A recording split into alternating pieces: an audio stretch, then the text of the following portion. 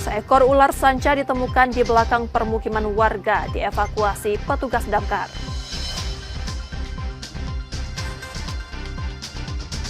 Polisi menetapkan 2 tersangka dalam kasus dugaan korupsi proyek peningkatan prasarana perkeretaapian senilai 1,9 miliar rupiah. Sriwijaya FC mengawali laga pembuka Championship 2025 dengan kekalahan atas tamunya Garuda Yaksa.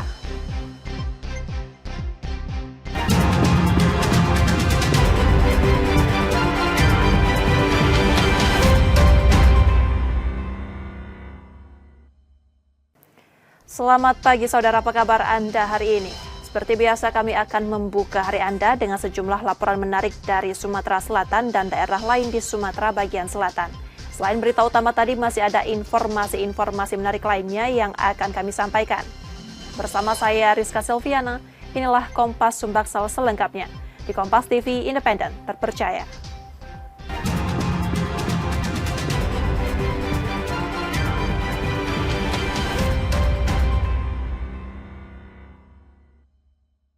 Di informasi pertama, saudara, polisi menetapkan 2 tersangka dalam kasus dugaan korupsi proyek peningkatan prasarana perkeretaapian senilai 1,9 miliar rupiah.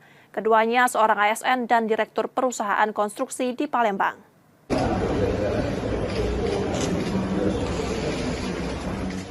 Setelah memeriksa 24 saksi, Subdit 3 Tipikor di Treskrimum Polda Sumsel menetapkan 2 tersangka dugaan korupsi peningkatan prasarana perkeretaapian di Stasiun Lahat dan Lubuk Linggau. Mereka adalah Panji Rangga Kusuma, ASN Balai Teknik Perkeretaapian Kelas 2 Palembang, dan Ahmad Faisal, Direktur CV Binoto. Keduanya diduga mengurangi volume pekerjaan serta menggunakan beton yang tidak sesuai spesifikasi sehingga menimbulkan kerugian negara 1,9 miliar rupiah.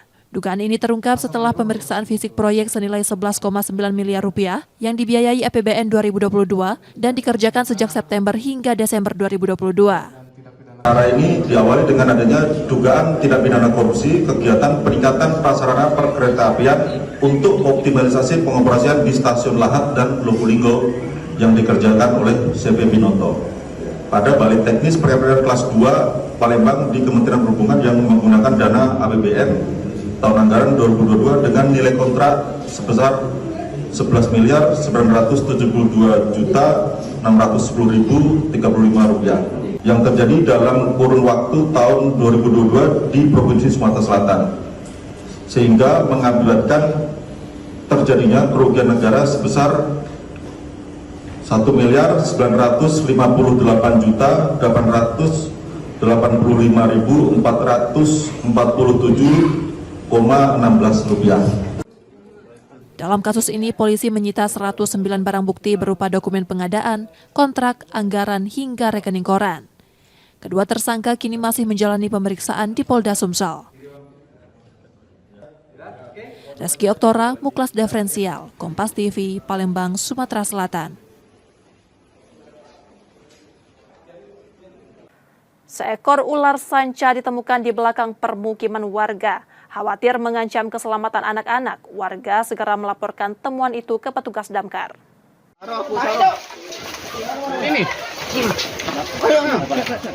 Petugas damkar Palembang mengevakuasi ular sanca yang bersembunyi di pohon pisang dan semak belakang permukiman warga di Jalan Majapahit Tuan Kentang seberang Ulu 1. Proses evakuasi berlangsung cukup sulit hingga petugas harus berjibaku selama 30 menit. Ular tersebut pertama kali terlihat warga yang melintas, lalu dilaporkan karena khawatir membahayakan anak-anak. Dari laporan warga, ada 2 ekor ular di lokasi, namun baru 1 yang berhasil diamankan. Memang lokasinya banyak rawa-rawa pohon, masuk teotor. Jadi susah kita mencari. Alhamdulillah 1 sudah ketemu. Jadi awalnya 3, 1 tersisa di sini. Petugas mengimbau warga berhati-hati dan tidak melintas di sekitar lokasi sebelum evakuasi ular lainnya selesai. Hewan yang ditangkap rencananya akan dilepas liarkan kembali. Yudi Kiswanto, Kompas TV, Palembang, Sumatera Selatan. Tawuran antar remaja di Palembang, Sumatera Selatan masih terjadi. Aksi menggunakan molotov itu ramai tersebar di media sosial, bahkan kerap merusak usaha warga.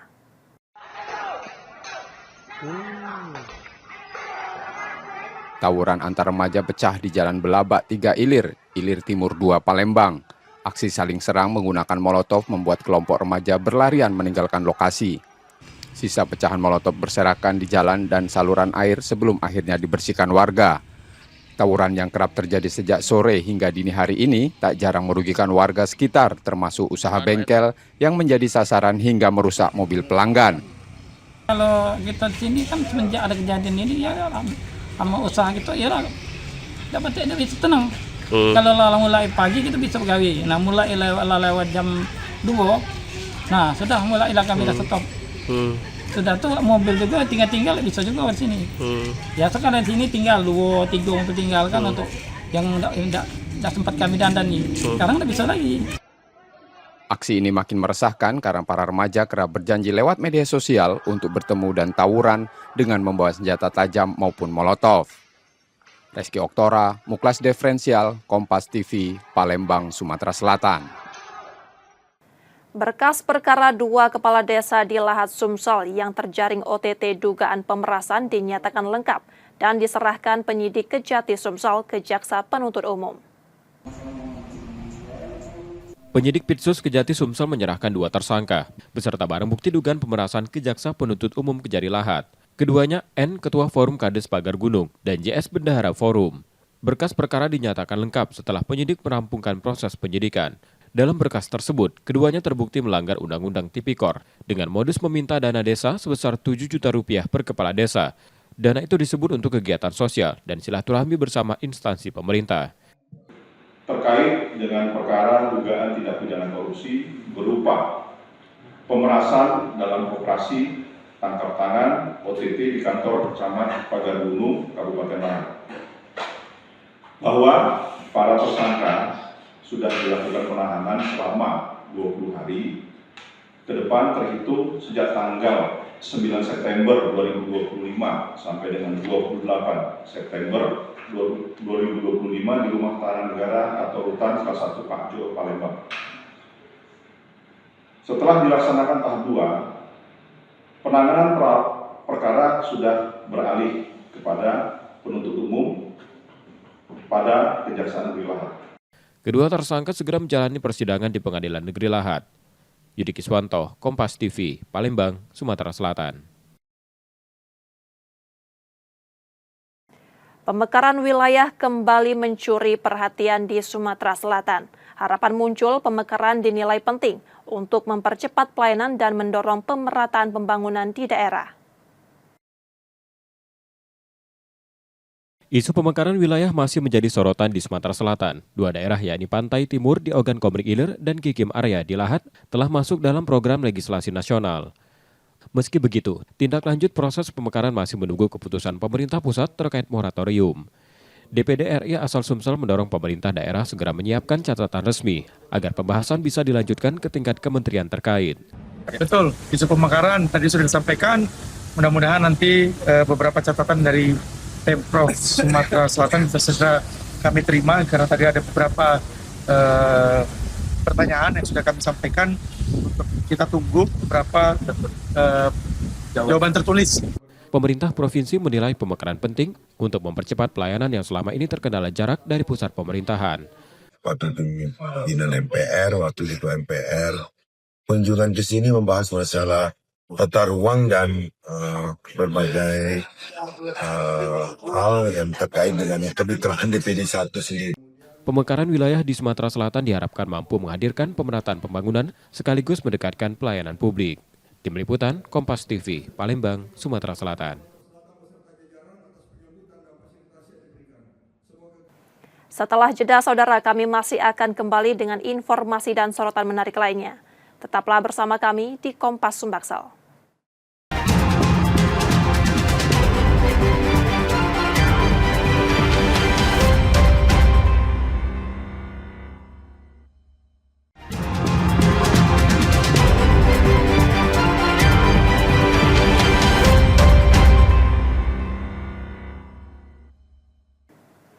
Anda masih bersama kami di Kompas Sumbaksel, saudara. Saatnya kita akan melihat sorotan dari daerah di Sumatera bagian selatan. Berikut laporan dari Bengkulu, Jambi, Lampung, dan Bangka Belitung. Penggeledahan dilakukan penyidik Kejaksaan Negeri Bengkulu di kantor Dinas Kesehatan Kota Bengkulu. Penyidik tengah mendalami dugaan korupsi proyek pembangunan gedung laboratorium kesehatan daerah tahun anggaran 2023. Proyek senilai 2,7 miliar rupiah itu terindikasi dikorupsi. Berdasarkan hasil pemeriksaan Badan Pemeriksaan Keuangan yang mencatat adanya kelebihan pembayaran senilai 916 juta rupiah. Menurut jaksa, kelebihan pembayaran itu harusnya dikembalikan ke kas daerah. Namun hingga kini belum juga diselesaikan. Isinya itu ada volume yang tidak sesuai, sehingga ada kelebihan pembayaran. Yang awalnya itu ada temuan dari BPK.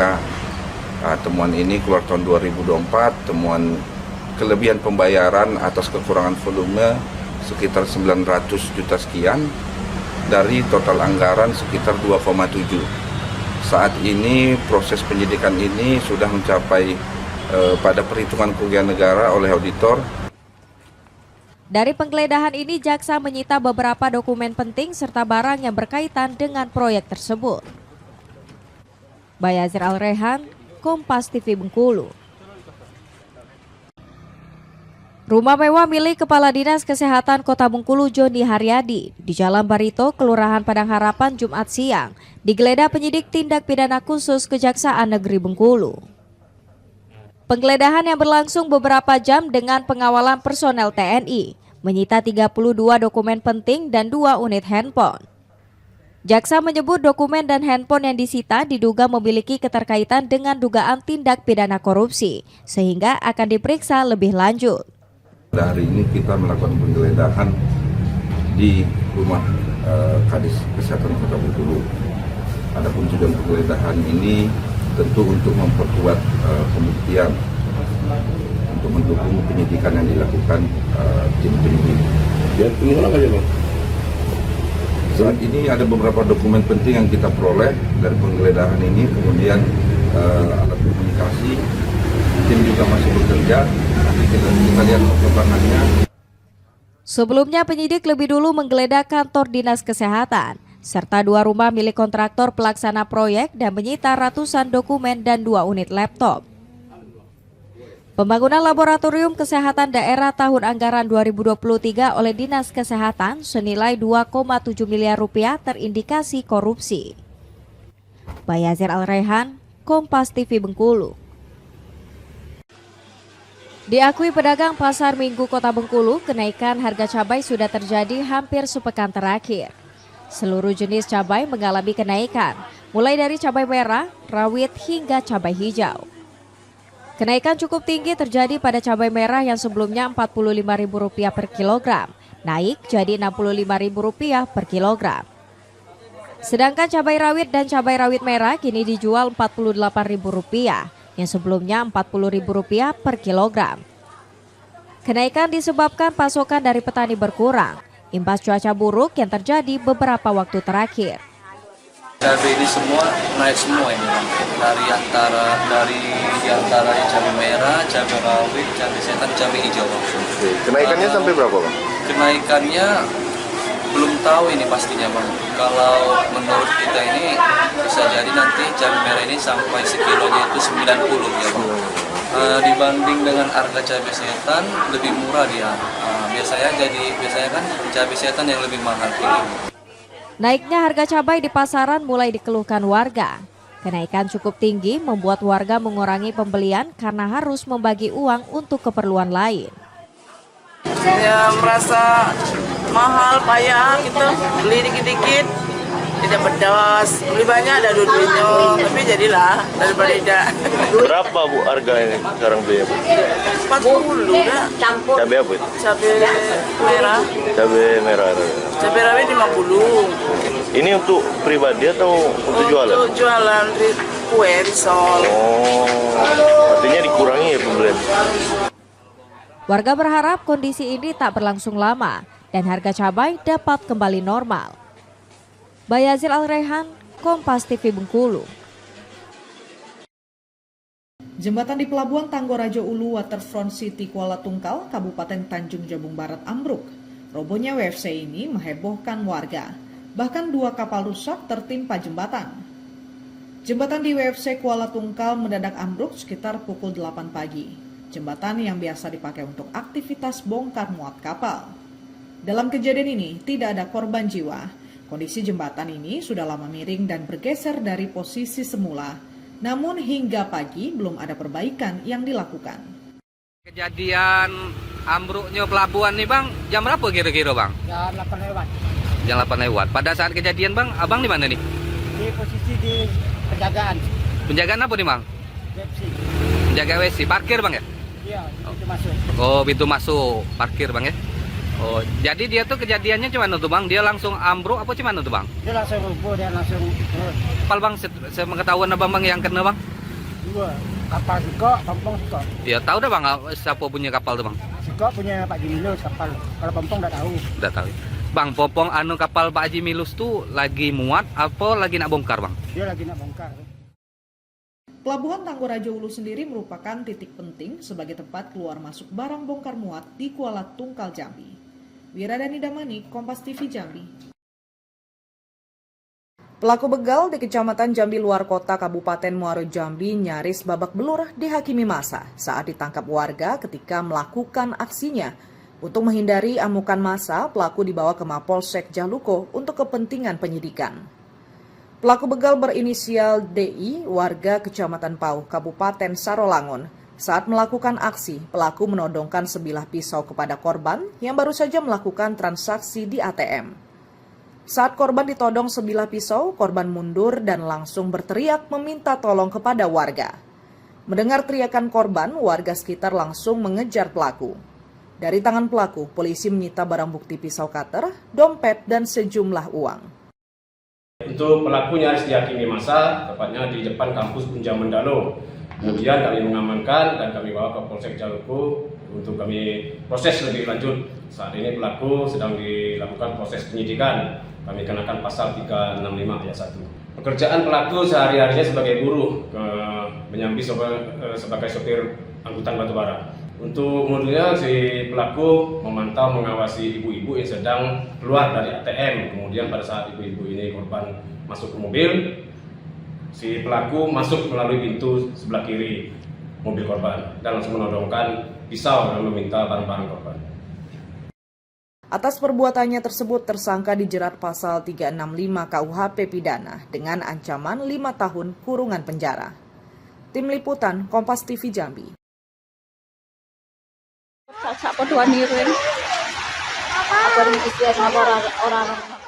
Banjir bandang yang melanda Kecamatan Suoh dan Bandar Negeri Suoh, Kabupaten Lampung Barat Lampung, mengakibatkan pemukiman terendam dan sejumlah rumah hanyut terbawa arus pada Rabu malam lalu. Pasca banjir, Bupati Lampung Barat, Parosil Mabus langsung melakukan peninjauan ke lokasi guna mengecek dampak kerusakan dan melihat kondisi warga sambil menyalurkan bantuan. Dari data Pemda Lampung Barat, akibat banjir bandang yang terjadi, tercatat 60 rumah dan bangunan sekolah alami rusak sedang. 5 rumah hanyut terbawa banjir dan 75 hektar persawahan terancam gagal panen, serta puluhan warga harus mengungsi ke tempat yang lebih aman. Di hadapan warganya, Bupati Parosil Mabus bersama unsur TNI Polri berjanji akan melakukan penanganan pasca bencana baik jangka pendek dan jangka panjang, dengan menormalisasi Sungai Wai Gunung Sari dan merelokasi rumah-rumah ke tempat yang lebih aman. Nah, oleh karena itu saya minta nanti dengan Dinas Pekerjaan Umum bisa nanti bekerja sama dengan Badan Penanggulangan Bencana untuk segera melakukan normalisasi daripada kali atau Sungai Gunung Sari supaya masyarakat yang terdampak ini akan diberikan sebuah ketenangan dan kepastian. Mengantisipasi banjir susulan di tengah intensitas hujan yang masih tinggi, Bupati Lampung Barat juga menghimbau warga untuk tetap waspada dan menyiagakan sejumlah petugas gabungan untuk bersiaga, termasuk tenaga kesehatan di posko yang sudah dibentuk. Rian F. Winarta, Kompas TV Lampung.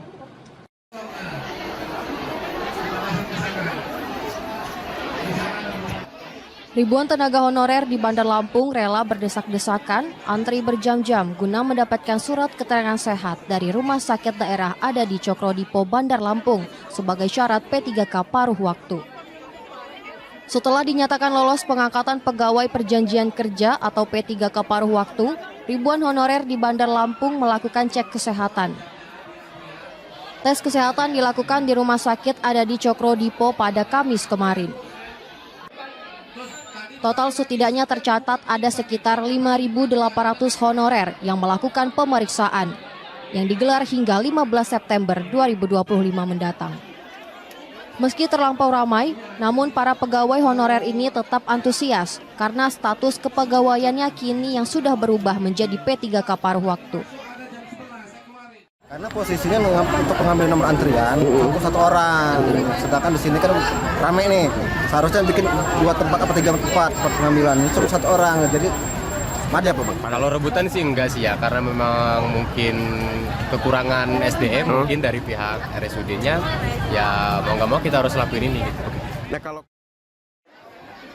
Berkas dari hasil cek kesehatan ini nantinya akan digunakan sebagai syarat administrasi berikutnya di BKPSDM.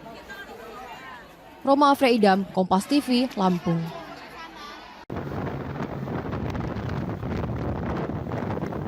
Dua orang nelayan terombang-ambing di perairan Karangkering, Belitung Timur. Peristiwa ini bermula saat keduanya melaut pada Jumat sore. Namun pihak keluarga kehilangan kontak sejak Sabtu dini hari. Keluarga yang khawatir langsung menghubungi tim SAR. Setelah beberapa jam penyisiran, 2 nelayan tersebut berhasil ditemukan sekitar 15 nautical mile dari titik awal kejadian. Saat ditemukan, keduanya selamat meski kapal mereka mengalami mati mesin dan hampir tanpa daya saat hendak pulang. Alhamdulillah ditemukan dalam keadaan selamat, dan nelayan setelah kami tanya mereka ternyata pada saat hari itu terkena badai dan mesin mati. Dan pagi tadi alhamdulillah ditemukan tim SAR gabungan di kurang lebih 15 mil dari Oliver.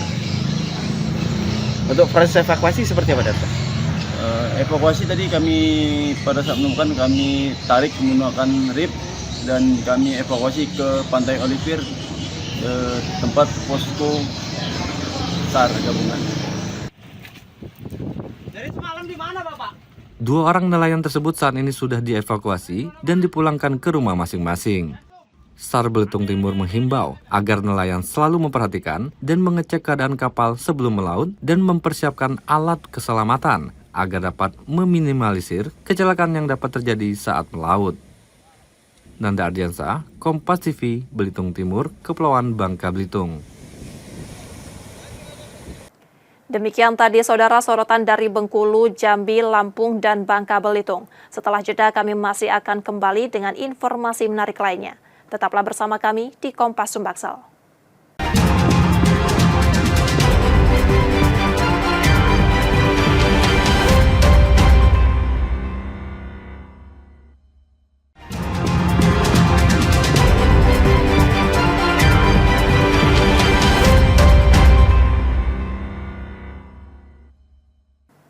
Rizka Silviana masih bersama Anda di Kompas Sumbaksel, saudara. 9 anggota geng motor ditetapkan tersangka kasus pembakaran pos polisi, kantor DPRD Sumsel, dan pos Ditlantas Polda Sumsel. Aksi itu dipicu hasutan di media sosial. 9 anggota geng motor ditetapkan sebagai tersangka usai membuat kerusuhan besar di Palembang. Mereka membakar 13 pos polisi, mobil pribadi milik anggota polisi, motor warga, kantor DPRD Sumsel, hingga pos Ditlantas Polda Sumsel. Para tersangka berusia 18 hingga 22 tahun itu melempar molotov rakitan untuk melancarkan aksinya. Motif pembakaran diduga karena terhasut provokasi di media sosial yang mengajak membuat rusuh di kota. Selain merusak fasilitas negara, mereka juga mencuri besi pagar gedung DPRD Sumsel. Saudara Iksan berperan melemparkan bom molotov terhadap mobil Avanza yang berada di pos kontainer office Lampidaru. Kebetulan mobil tersebut milik pribadi anggota yang sedang berdinas. Kemudian saudara Zaki Alvaris alias Faris memiliki peran juga melempar bom molotov ke mobil yang sama sehingga mobil tersebut cepat terbakar. Kemudian saudara pasangan Anda berperan mendorong mobil. Jadi sebelum mobil itu dilempari, mobil tersebut didorong hingga terbalik, posisinya terbalik, dan selanjutnya dilakukan pembakaran dengan pelemparan bom molotov. Akibat perbuatannya, para tersangka dijerat pasal berlapis dengan ancaman hukuman minimal 20 tahun penjara hingga seumur hidup. Polisi masih memburu aktor intelektual atau provokator yang diduga menggerakkan aksi anarkis pada 31 Agustus 2025 dini hari itu. Yudi Kiswanto, Kompas TV, Palembang, Sumatera Selatan. 4 remaja yang membawa senjata tajam dan bom molotov saat demonstrasi mahasiswa di Palembang ditetapkan sebagai tersangka. 3 diantaranya masih di bawah umur.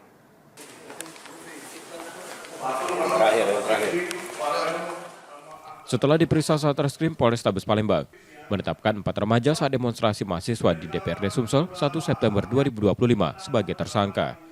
Keempat tersangka masing-masing Fatur Rizky Akbar, 21 tahun, FA, 15 tahun, FSJ, dan MA, 16 tahun. Polisi menyita molotov yang rencananya akan dilempar ke gedung DPRD serta beberapa senjata tajam. Memang ini indoktrinasi yang kuat. Saat ini kami baru menemukan jejaknya berupa satu rangkaian pembicaraan di akun tersebut di antara anggota-anggotanya. Tadi saya katakan motifnya adalah terhasut ajakan-ajakan dari beberapa akun yang ada, dan kami masih mendalami akun induk yang ada, yaitu akun IG Jakabaring, Pelaju X Jakabaring, yang notabene kami menduga ada perintah-perintah yang terputus sehingga guna memutus mata rantai yang tidak boleh terjadi, yang pada akhirnya diciptakan seolah-olah hanya beberapa akun saja, yaitu 21 akun yang terlibat dalam pembicaraan untuk mempersiapkan bom molotov, kegiatan demo, pengerusakan, dan pembakaran. Motif para tersangka dipicu seruan provokasi di media sosial untuk melakukan pembakaran. Kamu modalmu berapa bikin ini? Kamu buatnya di mana? Dari rumah. Rumahmu. Kamu buat sama siapa? Sendiri. Oh, rumahnya di mana sih? 4 tersangka terancam hukuman maksimal 20 tahun penjara atau seumur hidup. Yudi Kiswanto, Kompas TV, Palembang, Sumatera Selatan. Seorang pria di Palembang jadi korban pemalakan saat melintas di Jembatan Ampera sepulang kerja. Karena diancam, korban ketakutan dan terpaksa menyerahkan uangnya pada pelaku.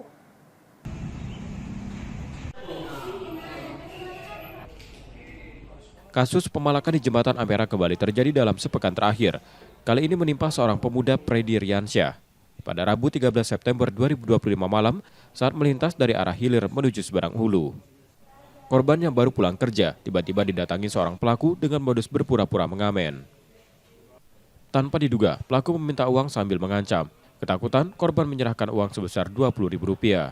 Balik begawi, bos, ini dia datang dengan aku. Nanyalah, aku nak nyanyi, dia minta izinnya.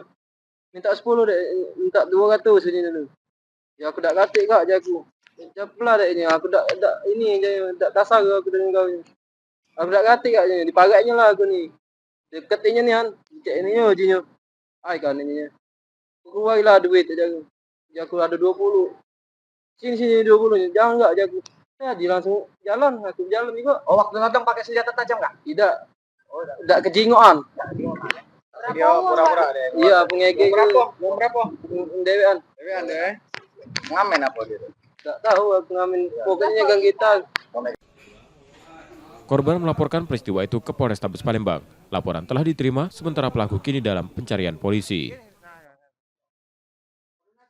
Yudi Kiswanto, Kompas TV, Palembang, Sumatera Selatan.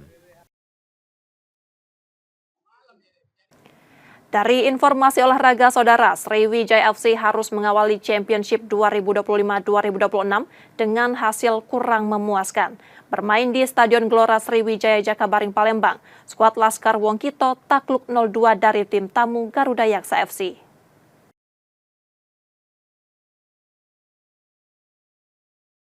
Sriwijaya FC harus mengawali Championship 2025-2026 dengan hasil mengecewakan. Menjamu Garuda Yaksa FC di Stadion Gelora Sriwijaya Jakabaring Palembang, tuan rumah langsung dikejutkan gol cepat Deko Harizaki pada menit ketiga. Belum sempat bangkit, gawang SFC kembali kebobolan pada menit ke-19 lewat eksekusi penalti Everton Nascimento. Tertinggal 2 gol, Laskar Wongkito berusaha menekan dan menciptakan sejumlah peluang namun gagal mengubah keadaan. Hingga peluit akhir berbunyi, Sriwijaya FC tetap takluk 0-2 dari Garuda Yaksa FC. Kita kalah taktikal di awal, mereka mempres kita enjoy dalam bermain. Secara pertandingan memang kita tidak kalah dari mereka, cuman ada di babak pertama ada 4 bola yang mengarah ke gawang kita, belum menjadi gol. Itu yang menjadi bahan evaluasi kita, ketidaksiapan di belakang kita, terutama di sisi sebelah kiri. Itu mudah-mudahan menjadi evaluasi kita supaya pertandingan selanjutnya tidak terjadi seperti ini lagi. Alhamdulillah ya, di match ini rekan-rekan pemain bisa memanfaatkan peluang yang ada. Dan perlu kita apresiasi juga, SFC juga main tidak bagus juga, bukan tidak bagus, cuman pemanfaatan peluang yang belum maksimal. Hasil ini membuat SFC tertahan di peringkat ke-9 klasemen sementara grup 1. Nur Muhammad, Kompas TV, Palembang, Sumatera Selatan. Skuad Sumsel United membuka kompetisi Championship 2025-2026 dengan manis. Menghadapi Persikat Depok, tim berhasil mengamankan 3 poin lewat kemenangan tipis 1-0. Sumsel United mengawali langkah di Championship 2025-2026 dengan hasil gemilang. Bertandang ke Stadion Pakansari Bogor menghadapi Persikat Depok, tim asuhan Nil Maizar tampil dengan komposisi terbaiknya. Meski bermain di kandang lawan, mereka mampu mengimbangi permainan tuan rumah hingga akhirnya memecah kebuntuan pada menit ke-66 melalui gol Kurniawan Karman. Kebersamaan ya, ini pemain ini kebersamaan luar biasa di dalam latihan, di luar latihan, di pertandingan, di luar lapangan itu satu hati mereka, jadi puji pemain. Kita di tim ini ada hebat, ada yang luar biasa, ada yang pemain asing, ada pemain lokal, semuanya berlaku sama. Keunggulan tipis 1-0 bertahan hingga laga usai, sekaligus menempatkan Sumsel United di peringkat keempat klasemen sementara dengan 3 poin dari 1 pertandingan. Nur Muhammad, Kompas TV, Palembang, Sumatera Selatan.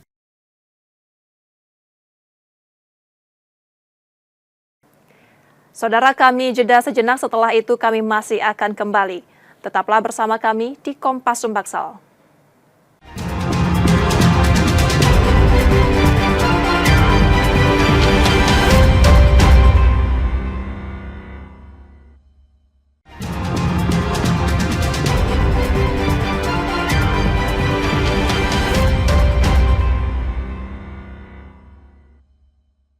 Terima kasih saudara, Anda masih menyaksikan Kompas Sumbaksel.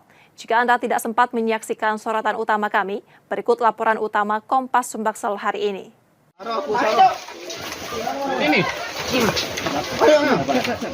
Petugas damkar Palembang mengevakuasi ular sanca yang bersembunyi di pohon pisang dan semak belakang permukiman warga di Jalan Majapahit Tuan Kentang seberang Ulu 1. Proses evakuasi berlangsung cukup sulit hingga petugas harus berjibaku selama 30 menit.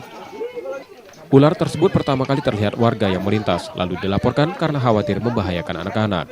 Dari laporan warga, ada 2 ekor ular di lokasi, namun baru 1 yang berhasil diamankan.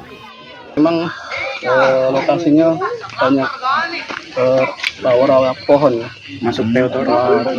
Jadi susah kita mencari. Alhamdulillah 1 sudah ketemu. Jadi awalnya 3, 1 tersisa di sini. Petugas mengimbau warga berhati-hati dan tidak melintas di sekitar lokasi sebelum evakuasi ular lainnya selesai. Hewan yang ditangkap rencananya akan dilepas liarkan kembali. Yudi Kiswanto, Kompas TV, Palembang, Sumatera Selatan.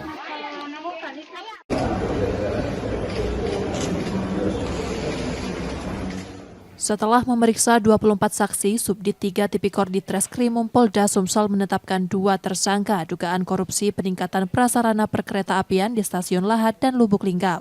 Mereka adalah Panji Rangga Kusuma, ASN Balai Teknik Perkereta-apian Kelas 2 Palembang, dan Ahmad Faisal, Direktur CV Binoto. Keduanya diduga mengurangi volume pekerjaan serta menggunakan beton yang tidak sesuai spesifikasi sehingga menimbulkan kerugian negara 1,9 miliar rupiah. Dugaan ini terungkap setelah pemeriksaan fisik proyek senilai 11,9 miliar rupiah yang dibiayai APBN 2022 dan dikerjakan sejak September hingga Desember 2022. Perkara ini diawali dengan adanya dugaan tindak pidana korupsi kegiatan peningkatan prasarana perkeretaapian untuk optimalisasi pengoperasian di Stasiun Lahat dan Lubulinggo yang dikerjakan oleh CP Binoto.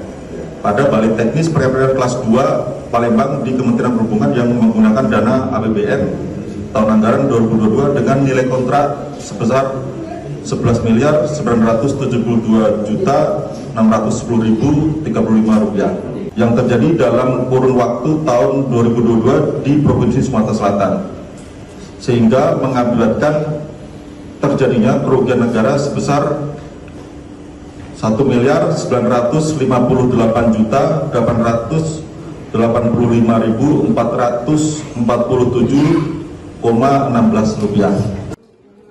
Dalam kasus ini, polisi menyita 109 barang bukti berupa dokumen pengadaan, kontrak, anggaran, hingga rekening koran. Kedua tersangka kini masih menjalani pemeriksaan di Polda Sumsel. Reski Oktora, Muklas Diferensial, Kompas TV, Palembang, Sumatera Selatan.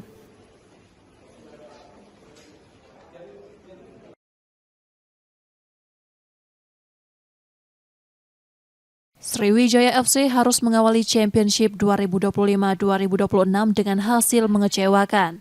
Menjamu Garuda Yak FC di Stadion Gelora Sriwijaya Jakabaring Palembang, tuan rumah langsung dikejutkan gol cepat Deko Harizaki pada menit ketiga. Belum sempat bangkit, gawang SFC kembali kebobolan pada menit ke-19 lewat eksekusi penalti Everton Nascimento. Tertinggal 2 gol, Laskar Wongkito berusaha menekan dan menciptakan sejumlah peluang namun gagal mengubah keadaan. Hingga peluit akhir berbunyi, Sriwijaya FC tetap takluk 0-2 dari Garuda Yaksa FC. Ini kita kalah taktikal di awal, mereka mempres kita enjoy dalam bermain. Secara permainan memang kita tidak kalah dari mereka. Cuman ada di babak pertama ada 4 bola yang mengarah ke gawang kita, belum menjadi gol, itu yang menjadi bahan evaluasi kita ketidaksiapan di belakang kita, terutama di sisi sebelah kiri. Itu mudah-mudahan menjadi evaluasi kita supaya pertandingan selanjutnya tidak menjadi seperti ini lagi. Alhamdulillah ya, di match ini rekan-rekan pemain bisa memanfaatkan peluang yang ada. Dan perlu kita apresiasi juga, SFC juga main tidak bagus juga, bukan tidak bagus, cuman pemahaman peluang yang belum maksimal. Hasil ini membuat SFC tertahan di peringkat ke-9 klasemen sementara grup 1. Nur Muhammad, Kompas TV, Palembang, Sumatera Selatan. Informasi tadi saudara menjadi akhir dari Kompas Sumbaksel hari ini. Tetap saksikan konten lokal di Kompas TV setiap hari mulai pukul 4.30 hingga 7 pagi. Saudara, media adalah pilar yang menjaga keseimbangan informasi. Dengan menonton Kompas TV Palembang, Anda membantu memastikan media terus ada, menyajikan berita yang dapat dipercaya.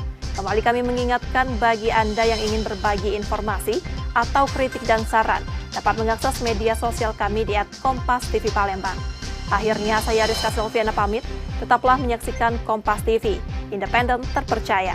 Terima kasih sudah menonton dan sampai jumpa.